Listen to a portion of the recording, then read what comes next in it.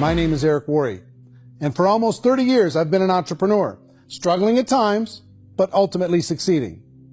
As a best-selling author, speaker, and business owner, I've spent my entire career helping millions of people around the world to become entrepreneurs. And I believe strongly that there is, in fact, a better way when it comes to how we make a living. The career landscape has changed dramatically, and many are still working in a model that is completely out of date. What worked for previous generations isn't working as well for people today. In this film, we're going to explore 3 important questions. First, what's really going on in our working world today? Second, in this new economy, is it better to become an entrepreneur, or is it safer to work for someone else? And third, if a person decides to become an entrepreneur and start their own business, how can they do it without taking on massive risk? To help in this journey, I've brought together some of the greatest experts and thought leaders in the field of entrepreneurship to share the real facts with you.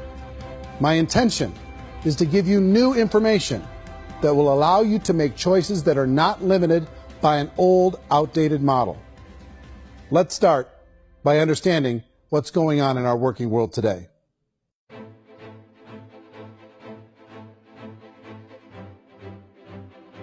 Let's look at unemployment. 30–40% of the people are honestly not working, but would be working.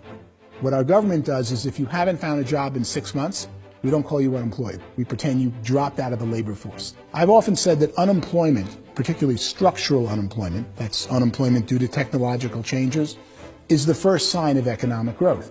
Think of it, 10 people live on an island. They go out every day and fish. One day, new technology shows up. A missionary brings them a net.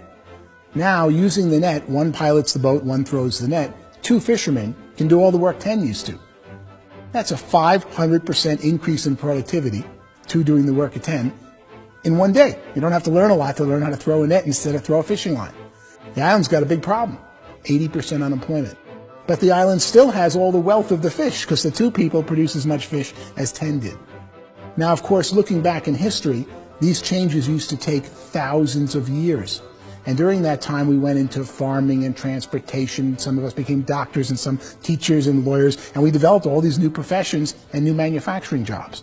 Today, these changes are occurring literally in one day when a new technological advance occurs, and we don't have the social structures to deal with it or to retrain the unemployed people. So one of the things that I think is interesting as I travel across the country and really travel around the world is the way that we work and the way we get paid for work is changing pretty dramatically.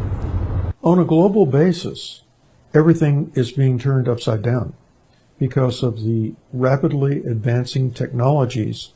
They are eliminating many jobs, and we have been left with many people not prepared for the jobs that exist. A lot of demand in public companies was to squeeze out all the fat and to get just as much margin as we possibly could, and fat equals humans. So this idea of job security in information age is so obsolete, but it's still taught inside our school system, and that's where the problem starts. There's no financial education in the school system, and people are still trained to be employees to work for that paycheck. This is a chart on the middle class. What's happening in the middle class, those who went to school, their incomes have been coming down for years. I feel sorry for the person who dreads going to work, who is sick to their stomach on Monday morning, who hates their alarm clock, who gets a little glimmer of hope on a Wednesday because it's hump day and says, thank God it's Friday. And they live for those 2 days a week where they get to be themselves and they don't have to be around people they don't like, and they don't have to play the political game in the office, and they don't have to live this half life. The person that works 50 weeks a year just to be able to have the 2 weeks for vacation. And you know what happens to most of them nowadays? They don't have a vacation. They have a staycation. They have time off of work, but they don't get to go where they want to go. I feel sorry for that group of people because there's a better way. They just don't know it. The basis for their life is worry. I'm worried you know, maybe I'll get fired. I'm worried maybe my company will go out of business. I'm worried I can't keep spinning the plates on paying the bills. I'm worried about how do I send my kids to college. I'm worried, what if the transmission of my car breaks? That's, you know, 2 or 3, I can't fix it. People live in a sea of worry, and it eats at them. It's time to look in the mirror and say, it's not the economy, it's my economy. It's my little world of where I am. I need to improve. I'm not going to wait for the economy to come back, because frankly, the economy is doing great in this country. The average household income in the United States is approximately $50,000 a year, what they call the middle class. To reach the top 25% of income earners, you need to earn at least $90,000 a year. To reach the top 10% would be a household income of $140,000, the top 5%, $190,000, and to be in the top 1%, you'd need a combined household income of at least $380,000 a year. So here's the question. What do you think would give you the best chance to move up and get to the top 10%, the top 5%, the top 1% or beyond? In my opinion, and in the opinion of many, many experts, the answer is to become an entrepreneur, to become your own boss. The spirit of the entrepreneur is to be a risk taker and to be resourceful and unstoppable, and to have a vision of yourself beyond where you are and not willing to settle for life as it is. Think about the great entrepreneurs. They're visionary. They have heart. They're willing to do today what others won't so they can do tomorrow what others can't. Personally, I don't think of the new economy, the old economy. I create my own economy. The entrepreneur's in control. I decide what the economy is going to be like. In the world of entrepreneurship, there are no limits. You can make as much as you want, depending on how much you want to work and how smart you are and how great a team you put together. There's no more lifetime rewarding business than being an entrepreneur. Why in America, where anyone could be anything, would people want to give up their freedom and become effectively a modern-day slave, told shut up and be here every morning at 7:30, leave at 5:30, and do what I tell you? And most people say, I'd love to be my own boss. 70% of Americans would love to be their own boss, according to recent polls. But they don't know how to get there. Because what are you going to do? One, you could buy an existing business. If somebody's selling an existing business, you have to ask why. Usually because it's probably hard. It's probably not making as much money as they hope. Two, they could buy a franchise. A little less risk, proven system, but it's expensive to be able to do that. Three, they could start something from scratch. And that's where a lot of people feel like, I don't have the chops to do it. I don't have the money. I don't have the product idea. I don't have the expertise. I don't have whatever it's going to take to be able to get there, and I can't risk my family to do it. So, fourth, they could become an investor. A lot of people in this town invest to try and figure out a way, but you got to be pretty smart with that game too, right? People that start their own business, they spend a lot of money, they spend a lot of time, a lot of effort to get things started. And the more you invest on the upfront, the harder you typically work at it.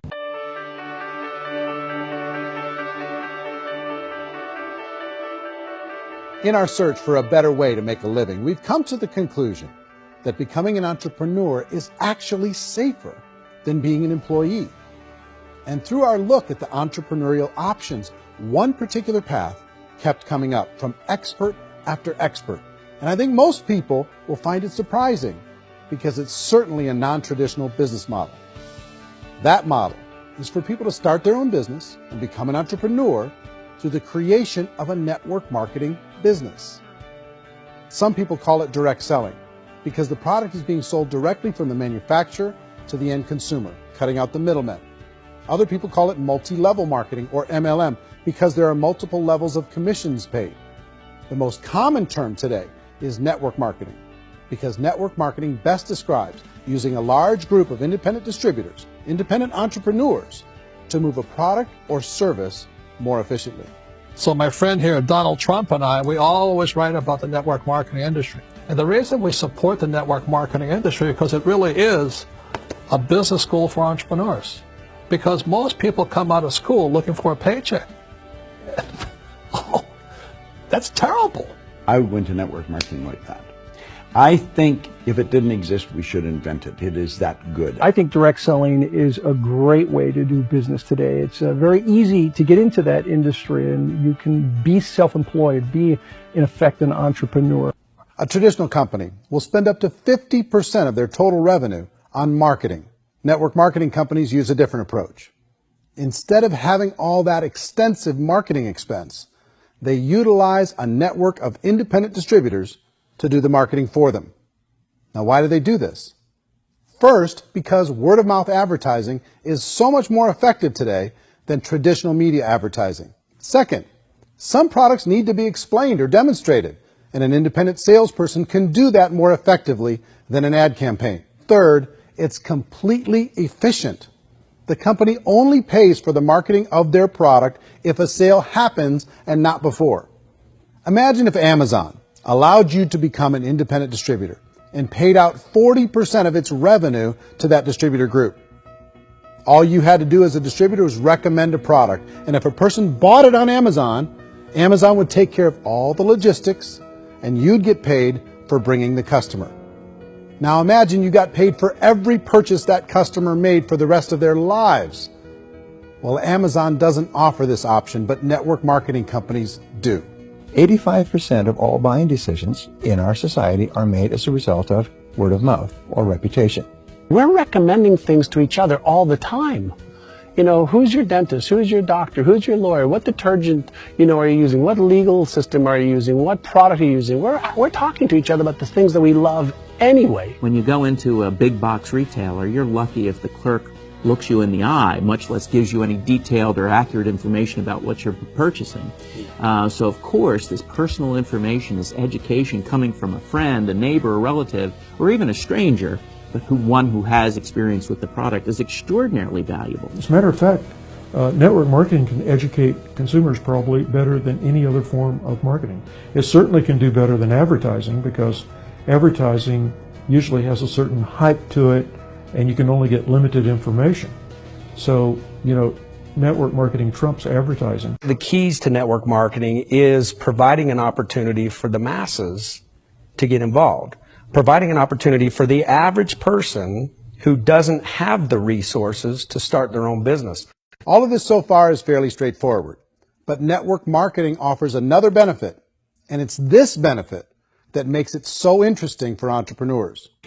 Network marketing allows a distributor to build their own network of other distributors and then compensates them on the sales created by that entire group. Direct selling is, at its base, very simple. It's the sale of a product or service to an individual on a face-to-face, one-on-one basis, just the way we're talking right now.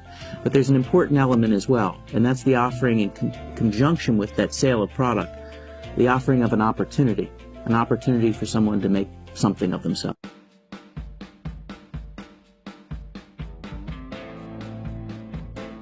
According to the Direct Selling Association, if you add up all the network marketing companies around the world, they combine to do over $178 billion a year in retail sales. To give you an idea of how big that really is, the NFL, the National Football League, does approximately $9 billion a year. The music industry does a little more than $16 billion a year, and the movie industry does about $80 billion a year. Using a conservative average, network marketing companies pay their distributors about 40% of that $178 billion in the form of commissions, which adds up to more than $71 billion a year. That's almost $6 billion a month. It's almost $200 million in commissions every single day.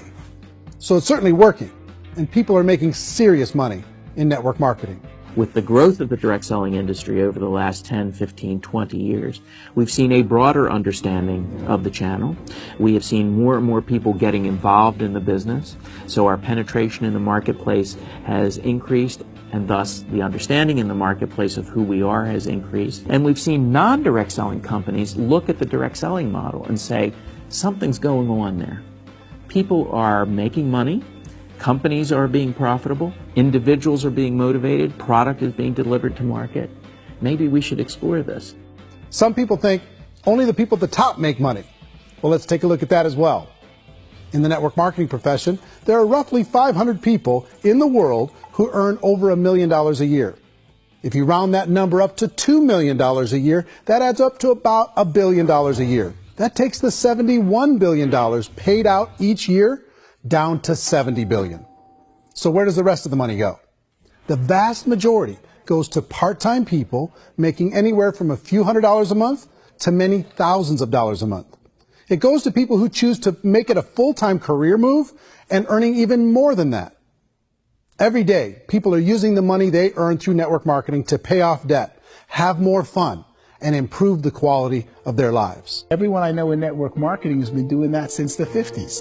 They go to work when they want to go to work. They stop working when they want to take time with their children to have a leisurely breakfast and discuss issues and drive them to school. They go back to work when they get home, wherever they're working out of. The biggest thing that I've seen is people that have become much happier in their life. MLM has probably made more millionaires of more people in more countries, and I've spoken to them in 67 countries, than any other single form of business, starting from nothing. If they have a choice between working a job for the next 10 years or working a network marketing business for the next 10 years, the result of working the network marketing business will be better. How many people are involved? Approximately 16 million Americans and 96 million people around the world are currently participating in network marketing. And in a recent poll, 82% of those people report a good, very good, or excellent experience with network marketing. So people are happy.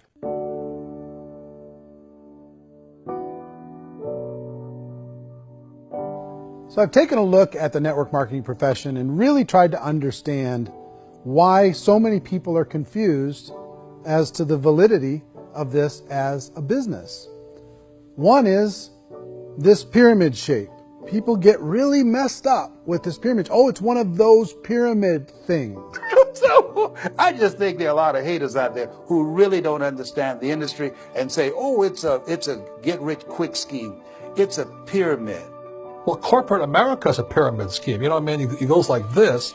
You have thousands of MBAs, let's say working for Ford or General Motors or Coca-Cola. If all these MBAs are all trying to get to here, that's a pyramid. Only one guy's going to make it. Every 10 years, one's going to make it. Whereas you look at network marketing, it's like this. So you're here, and your job is to develop other CEOs coming up behind you. So it's an inverse pyramid. It doesn't matter what shape the company is or the compensation plan is shaped, whether it's a circle or a pyramid or a triangle or a trapezoid, it doesn't matter. If compensation is coming primarily from recruitment, then you've got a problem. On the other hand, if an operation is basing their compensation to participants on the basis of sales, even when those sales are generated by people you've recruited, well, then you're a perfectly legitimate enterprise. That's the legal test, it's the practical test. People start talking about 99% of people in network marketing don't make any money.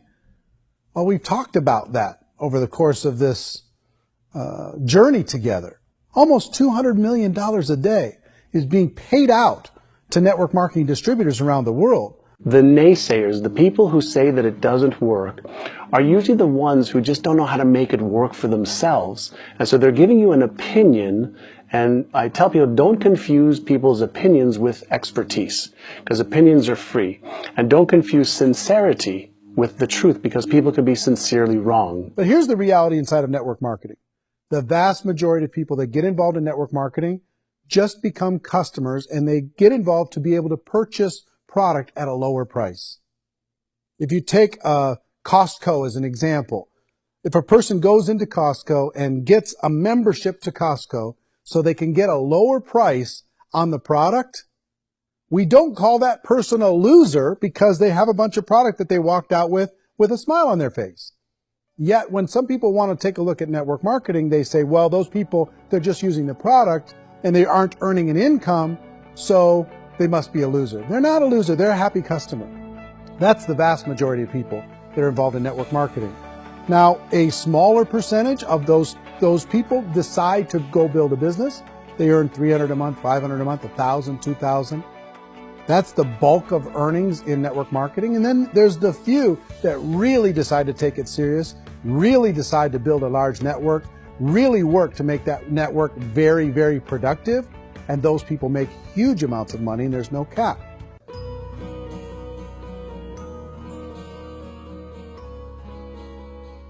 It's light years better for people starting today than it was even 5 years ago. I think it's more widely accepted now, and people understand it is a business. It is being an entrepreneur. It is being a business owner. Our belief system is based upon our evaluation of something, and frequently if we reevaluate a situation, our belief about that situation will change. The industry has changed and it's grown up. It's totally transformed. You've got young people today that have grown up with social media, and they understand networks. They understand how people are connected through technology, and they understand how money flows through those networks.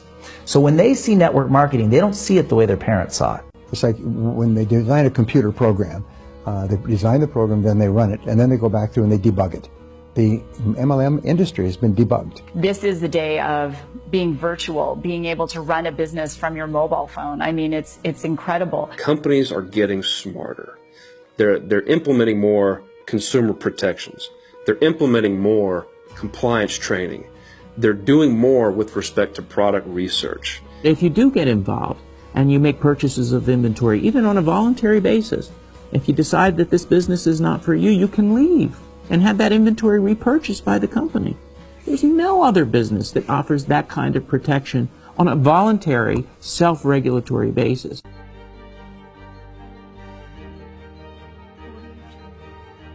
Life's too short to spend it living someone else's dream instead of your own. It's too short to spend it living at a fraction of your potential. Can being an entrepreneur be a challenge at times? Sure. But here's what you get in exchange. It can be yours. Something that you built, something that you created, something that you made happen. This balloon represents your dream. It represents entrepreneurship. My wish for all of you is that you would reach out and grab it. The choice is up to you.